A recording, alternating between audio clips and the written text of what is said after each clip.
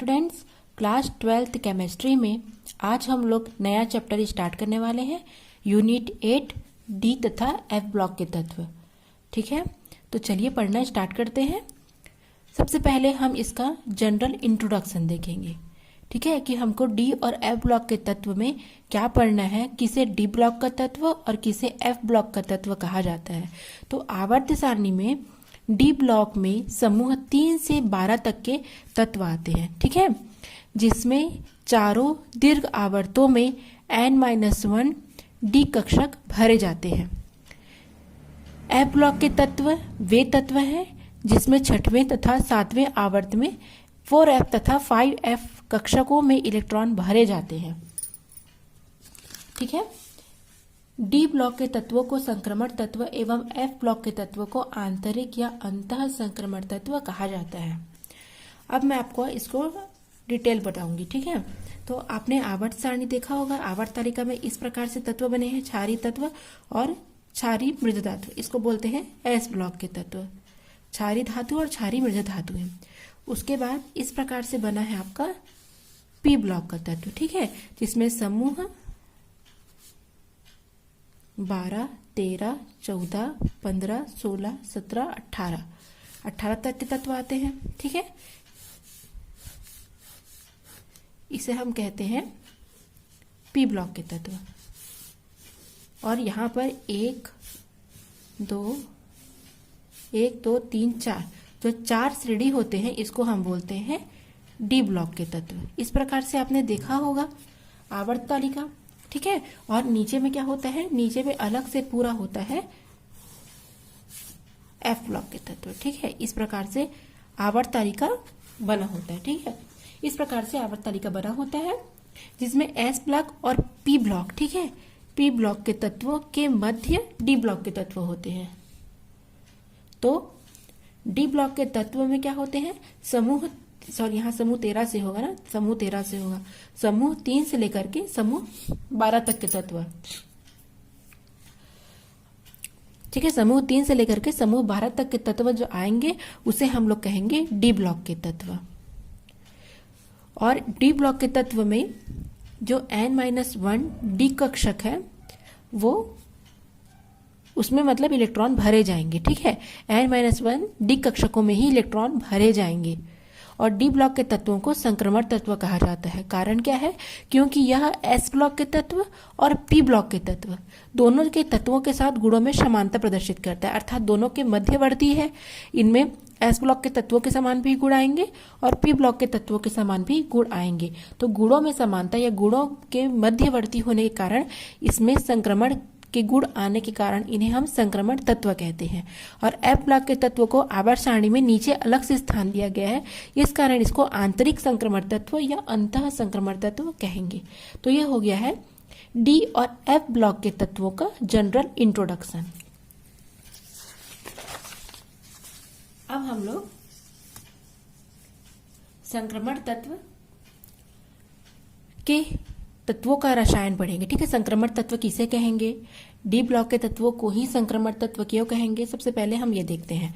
तो आधुनिक आवर्त सारणी में एस ब्लॉक और पी ब्लॉक के तत्वों के मध्य स्थित तत्वों को हम सामूहिक रूप से संक्रमण तत्व कहते हैं।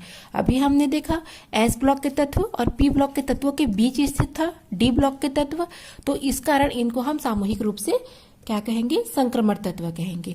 क्योंकि इनके जो गुण धर्म होते हैं वो अतिक्रियाशील आयनिक यौगिक बनाने वाले एस ब्लॉक के तत्वों के जो धातु होते हैं, और अधिकांश जो सहसंयोजी यौगिक बनाने वाले पी ब्लॉक के तत्वों के मध्य ये संक्रामी होते हैं। अर्थात इनमें एस ब्लॉक के तत्वों की तरह आयनिक यौगिक बनाने और पी ब्लॉक के तत्वों की तरह भी सहसंयोजी यौगिक बनाने दोनों के गुण पाए जाते हैं। इनके गुण धर्म में मध्यवर्ती होने के कारण इन्हें असंक्रमण तत्व कहा जाएगा।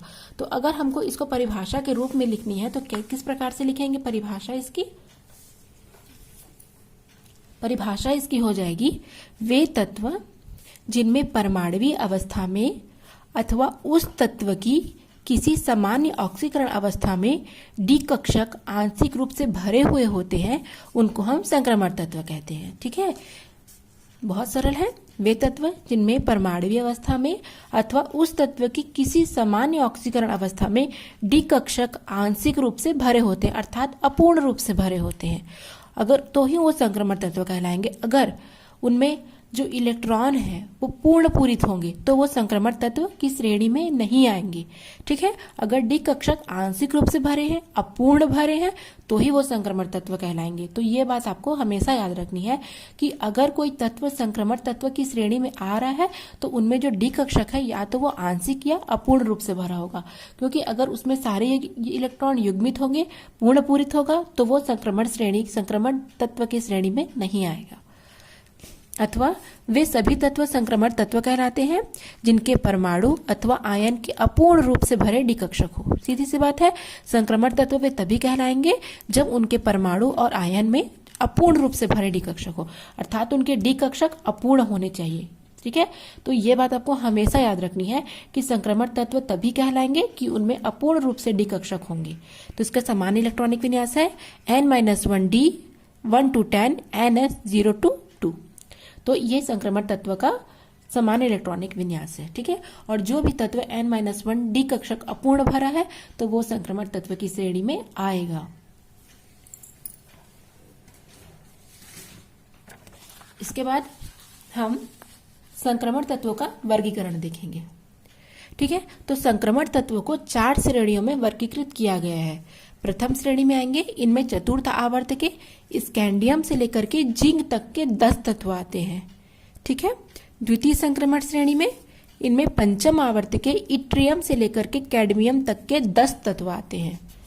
तृतीय आवर्त श्रेणी में इनमें छठे आवर्त के लैंथेनम से हैफनियम से मरकरी, ठीक है, तक 80 तक के 10 तत्व आते हैं, अर्थात सब में 10-10 तत्व ही रखे गए हैं। और इनमें 7वें आवर्त के एक्टिनियम, रदरफोर्डियम तथा हार्नियम, यह श्रेणी अभी अपूर्ण है। ठीक है, तो इस प्रकार के 4 जो श्रेणियां होती हैं उनको हम संक्रमण श्रेणी कहते हैं। अब हम संक्रमण धातुओं के सामान्य गुण पढ़ने वाले हैं। ठीक है, बहुत ही इंपॉर्टेंट है संक्रमण धातुओं के सामान्य गुण। तो सबसे पहले हम पढ़ेंगे धात्विक गुण। ठीक है, तो सभी संक्रमण तत्व धातुएं होती हैं। उनकी धात्विक चमक, उच्च घनत्व, उच्च गलनांक और क्वथनांक, आघातवर्धनीयता, अर्थात आघातवर्धनीयता का अर्थ होता है कि उसको हम पीट करके या उसको फैलाने का जो उसमें गुण होता है, विस्तार करने का। ठीक है, चादर बना सकते हैं हम उसको, है ना, तो उसको बोलते हैं आघातवर्धनीयता। और तन्यता का अर्थात तार के समान उसको तना सकते हैं, ये सबका गुण पाया जाता है। इनमें उच्च तनन शक्ति, कठोरता, भंगुरता होती है और ये विद्युत और ऊष्मा के सुचालक होते हैं। ठीक है, तो आपको ये बात याद रखनी है कि सभी संक्रमण धातुएं, ठीक है, सभी संक्रमण धातुएं क्या होती है,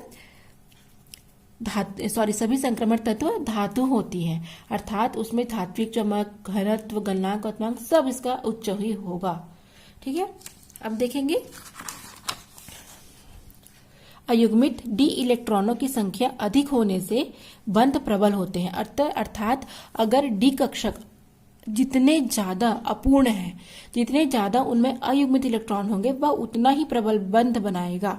ठीक है, तो क्रोमियम, ठीक है, एमओ और डब्ल्यू में अधिक संख्या में क्या होते हैं, अयुग्मित डी इलेक्ट्रॉन पाए जाते हैं। ठीक है, इसलिए ये कठोर धातुएं होती हैं।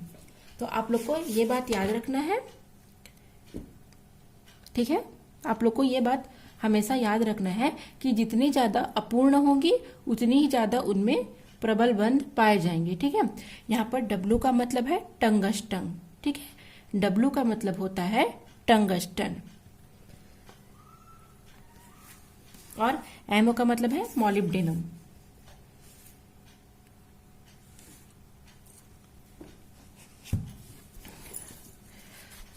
जबकि इसमें जिंक, कैडमियम, मरकरी और मैंगनीज ये अधिक कठोर नहीं होते हैं। कारण क्या है, क्योंकि इनमें अयुग्मित इलेक्ट्रॉन नहीं पाए जाते, इनमें पूर्ण पूरित इलेक्ट्रॉन पाए जाते हैं। आप इनके इलेक्ट्रॉनिक विन्यास निकाल के देख सकते हैं, इनमें इलेक्ट्रॉन पूर्ण रूप से भरे होते हैं। इसी कारण इन्हें संक्रमण धातुएं नहीं कहा जाता है, क्योंकि मैंने आपको पहले ही समझाया है कोई भी तत्व संक्रमण तत्व या संक्रमण धातुएं तभी कहलाएंगी जब उनमें अयुग्मित डी कक्षक होंगे।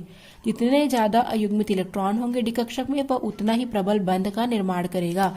चूंकि जिंक, कैडमियम, मरकरी, मैंगनीज क्या करते हैं, पूर्ण रूप से भरे हैं, उसमें अयुग्मित इलेक्ट्रॉन बिल्कुल नहीं पाए जाएंगे। इस कारण क्या होगा, ये संक्रमण धातुएं नहीं कहलाएंगी और ये कठोर नहीं होंगे। फिर है भौतिक अवस्था। मरकरी के अतिरिक्त सभी संक्रमण तत्व ठोस धातुएं होते हैं।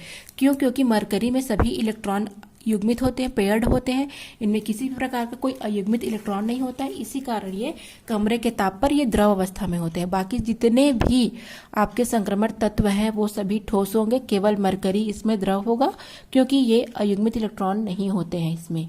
ठीक है, और ये बहुत ही दुर्बल बंध का निर्माण करेगा, क्योंकि इसमें इलेक्ट्रॉन पेयर्ड है, पूरे भरे हुए हैं, तो किसी प्रकार से साझा नहीं कर सकता, इसलिए इसमें दुर्बल, बहुत ही दुर्बल वॉन डेर वाल्स बंध पाया जाता है।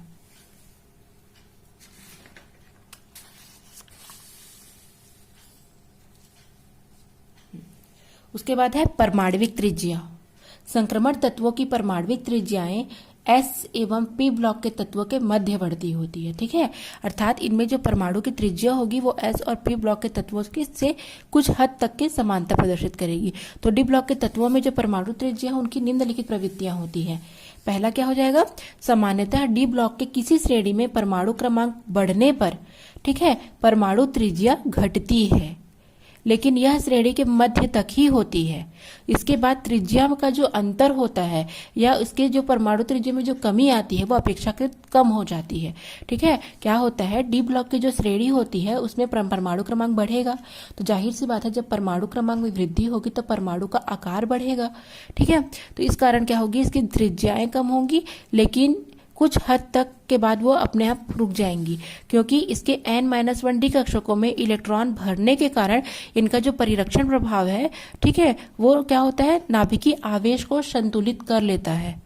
इस कारण से ये कम हो जाती है और डी ब्लॉक के जो श्रेणी है अंत में परमाणु त्रिज्या में वृद्धि हो जाती है और समूह में ऊपर से नीचे आने पर भी परमाणु त्रिज्याएं बढ़ जाती हैं। ठीक है, अर्थात जो द्वितीय श्रेणी के तत्व की परमाणु त्रिज्या है वो प्रथम श्रेणी के तत्वों से अधिक होती है। ठीक है, इस प्रकार से S ब्लॉक और P ब्लॉक के तत्व के मध्यवर्ती होता है। उसके बाद है आयनिक त्रिज्या। तो आयनिक त्रिज्या में परमाणविक त्रिज्याओं के समान ही प्रवृत्तियां पाई जाती है।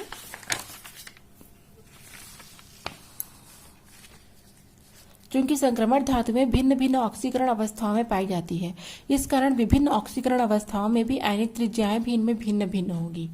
अगर +3 है किसी की ऑक्सीकरण अवस्था कोई आयन की, तो उनकी जो त्रिज्या है वो +2 की अपेक्षा कम होगी।